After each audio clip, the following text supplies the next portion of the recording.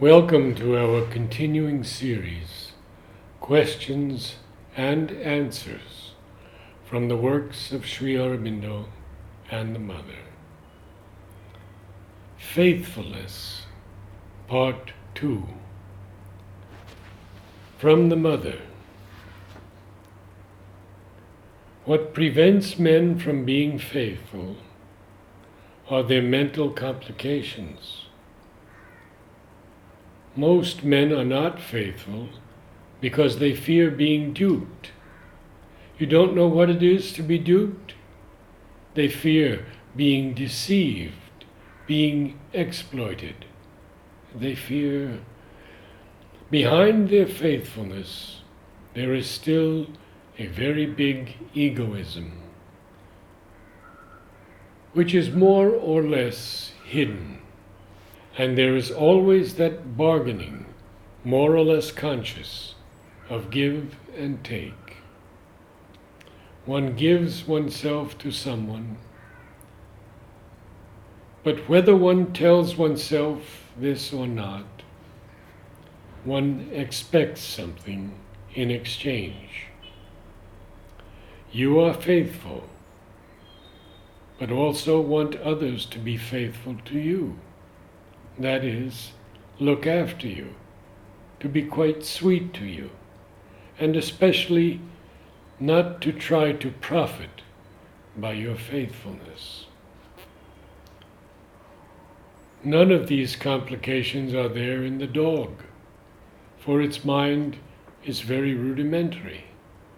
It does not have this marvelous capacity of reasoning that men have, a capacity which has made them commit so many stupidities.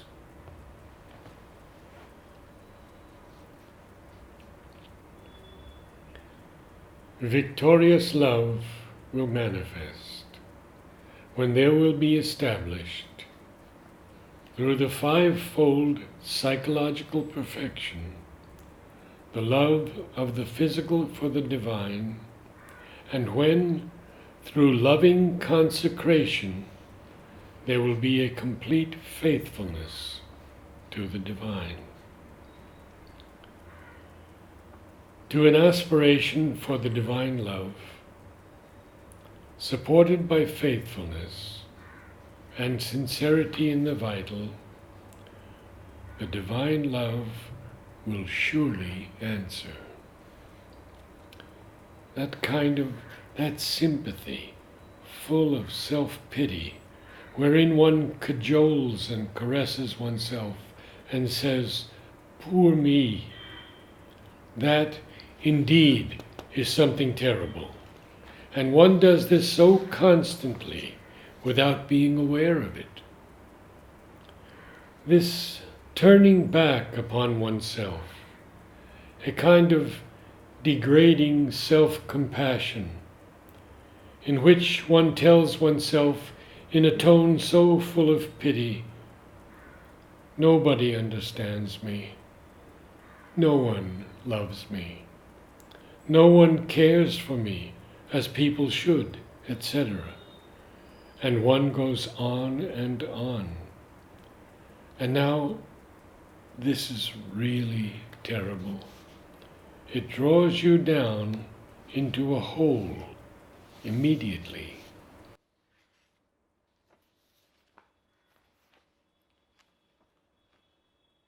One must have gone far beyond all that, left it very far behind oneself, in order to truly have the joy of faithfulness, the joy of self-giving, which does not care at all, no, indeed, not at all, in any way, whether it is properly received or gets the adequate response. Not to expect anything in exchange for what one does, not to expect anything, not through asceticism or a sense of sacrifice, but because one has the joy of the consciousness one is in, and that is enough. This is much better than all one can receive, from whomsoever it be.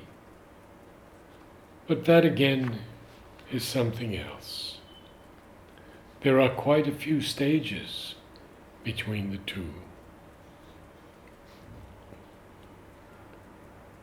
Sri Aurobindo is always with us, enlightening, guiding, protecting. We must answer to His grace by a perfect faithfulness. 1936.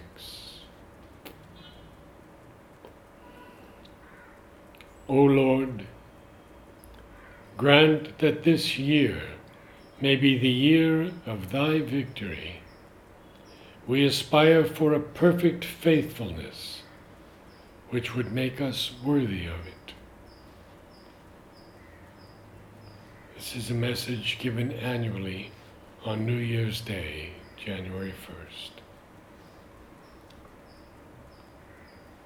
A good advice to all the ashramites in their dealings with visitors and foreigners, and even among themselves.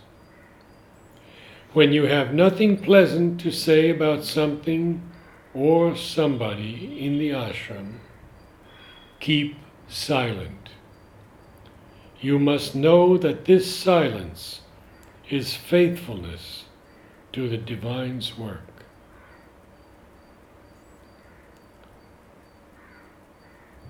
O love, divine love, in a fecund silence I bow to Thee. I open myself to Thee, and I would obey Thee with an absolute faithfulness. 28 July 1932. There is another form of endurance. It is faithfulness. To be faithful. You have taken a resolution, and you are faithful to the resolution. This is endurance. If you persist, a moment will come when you have the victory.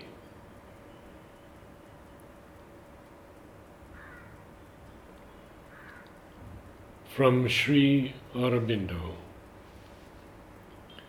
When I spoke of being faithful to the light of the soul and the divine call, I was simply affirming the great need in all crises and attacks to refuse to listen to any suggestions, impulses, lures, and to oppose to them all the call of the truth, the imperative beckoning of the light. In all doubt and depression, to say, I belong to the divine, I cannot fail. To all suggestions of impurity and unfitness, to reply, I am a child of immortality, chosen by the divine. I have but to be true to myself and to Him. The victory is sure. Even if I fell, I would rise again. To all impulses to depart and serve some smaller ideal, to reply, this is the greatest. This is the truth that alone can satisfy the soul within me. I will endure through all tests and tribulations to the very end of the divine journey. This is what I mean by faithfulness to the light and the call. Sri Aurobindo. Ascesis, tapasya, patience, and faithfulness and rectitude of knowledge and will are the things required, until a greater power than our mental selves directly intervenes to effect a more easy and rapid transformation.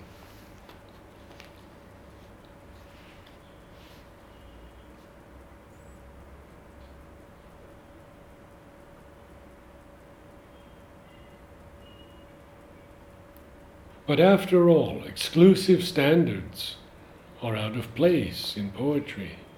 There is room for all kinds and all methods. Shakespeare was to the French classicists a drunken barbarian of genius. But his spontaneous exuberance has lifted him higher than their willed severity of classical perfection. All depends on the kind one aims at, expressing what is in oneself, and an inspired faithfulness to the law of perfection in that kind. That needs some explanation, perhaps, but I have here perforce to put a dash and finish. 8th October 1932.